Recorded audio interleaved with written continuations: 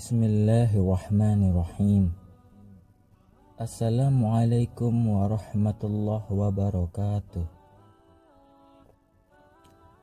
Alhamdulillahilladzi an'amana bi ni'matil iman wal islam. Nahmaduhu wa nasta'inu wa nastaghfiruhu wa na'udzu billahi min syururi anfusina wa min sayyiati a'malina. Min yahdihillahu fala mudilla lah wa min yudilhu fala hadiya lah. Allahumma sholli wa sallim ala sayyidina Muhammadin wa ala alihi wa sahbihi ajma'in. Amma ba'du. Syukur alhamdulillah kita masih bisa diberi kesempatan berdiskusi sampai saat ini yang insya Allah menambah wawasan kita. Salawat serta salam kita curahkan kepada junjungan dan Nabi akhir zaman, yaitu Nabi besar Muhammad sallallahu alaihi wasallam. Allahumma salli ala Sayyidina Muhammad wa ala ali Sayyidina Muhammad. Saya berdoa dan berharap agar kita semua selalu diberikan pengampunan dan dimurahkan rezekinya, kemudian tetap diberikan kesempatan menikmati nikmat iman oleh Allah Subhanahu wa ta'ala. Amin ya rabbal alamin. Sahabat syiar Islam yang dirahmati Allah, tiap anak Adam pasti akan menemui ajalnya. Jika meninggal maka ia akan hidup sementara di alam barzah. Di alam tersebut ia akan menunggu hingga hari kiamat datang. Kematian adalah fase kedua setelah hidup di alam dunia. Pada fase ini setiap orang sudah mulai merasakan siksaan maupun kenikmatan buah atas perbuatannya selama hidup di dunia.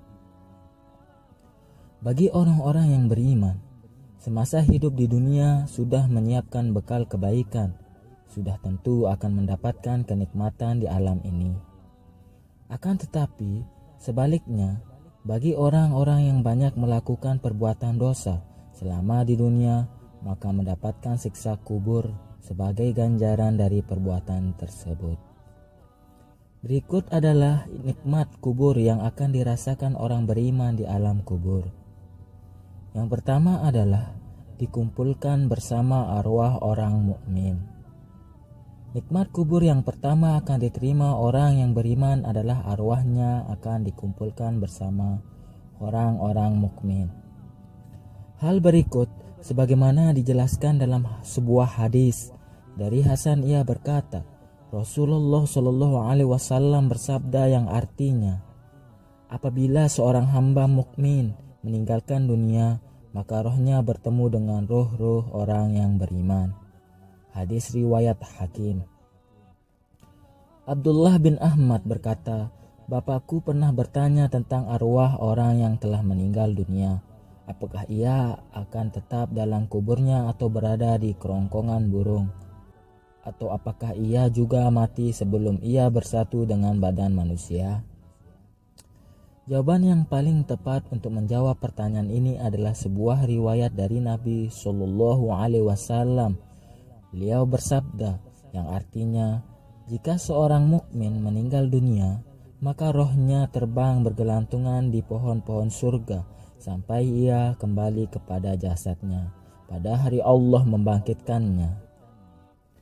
Yang kedua adalah diberi rezeki oleh Allah Subhanahu wa ta'ala. Nikmat selanjutnya yang akan didapat oleh orang yang beriman di dalam kuburnya adalah diberikan rezeki oleh Allah Subhanahu wa ta'ala. Al-Quran sendiri telah menyatakan bahwa orang yang mati syahid langsung mendapatkan nikmat kubur dan langsung lolos dari fitnah kubur.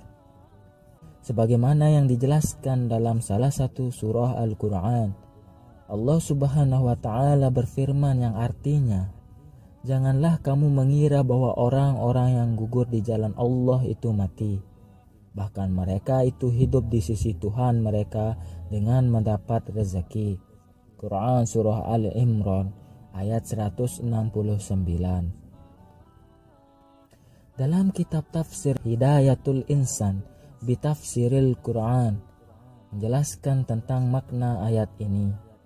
Dan jangan sekali-kali kamu sekalian mengira bahwa orang-orang yang gugur sebagai syuhada di jalan Allah itu mati. Dalam arti tidak dapat bergerak ke sana kemari dan tidak tahu keadaan orang yang ditinggalkan. Tetapi sebenarnya mereka itu hidup dengan kehidupan lain di sisi Tuhannya di alam barzah. Bahkan dapat bergerak dan mengetahui keadaan orang yang ditinggalkan. Mereka mendapatkan rezeki berupa kehidupan istimewa yang penuh dengan kenikmatan di dalamnya dan kedudukan mulia di sisi Allah Subhanahu wa taala. Kemudian hal ini diperkuat dengan sabda Rasulullah Shallallahu alaihi wasallam yang artinya, sesungguhnya ruh-ruh para syuhada itu ada di dalam tembolok burung hijau. Baginya ada lentera-lentera yang tergantung di ars. Mereka bebas menikmati surga sekehendak mereka, kemudian singgah pada lentera-lentera itu. Kemudian Rabb mereka memperlihatkan diri kepada mereka dengan jelas, lalu bertanya, apakah kalian menginginkan sesuatu? Mereka menjawab, apalagi yang kami inginkan sedangkan kami bisa menikmati surga dengan sekehendak kami. Rabb mereka bertanya seperti itu sebanyak 3 kali. Maka tatkala mereka merasa bahwasannya mereka harus meminta sesuatu, mereka berkata, wahai Rabb kami ingin ruh kami dikembalikan ke jasad-jasad kami sehingga kami dapat berperang di jalan-Mu sekali lagi. Maka tatkala dia melihat bahwasannya mereka tidak mempunyai keinginan lagi, maka mereka ditinggalkan. Hadis riwayat Muslim. Yang ketiga adalah dibentangkan kasur surga, diberi pakaian dari surga, dibukakan pintu ke surga dan diluaskan kuburnya. Setelah orang meninggal dan meninggalkan dunia ini, ia akan mengalami ujian dengan menjawab pertanyaan 2 malaikat di alam kubur. Jika berhasil menjawabnya, ia akan mendapat kenikmatan di alam kubur, dan jika tidak berhasil, ia akan mendapatkan siksa di alam kubur.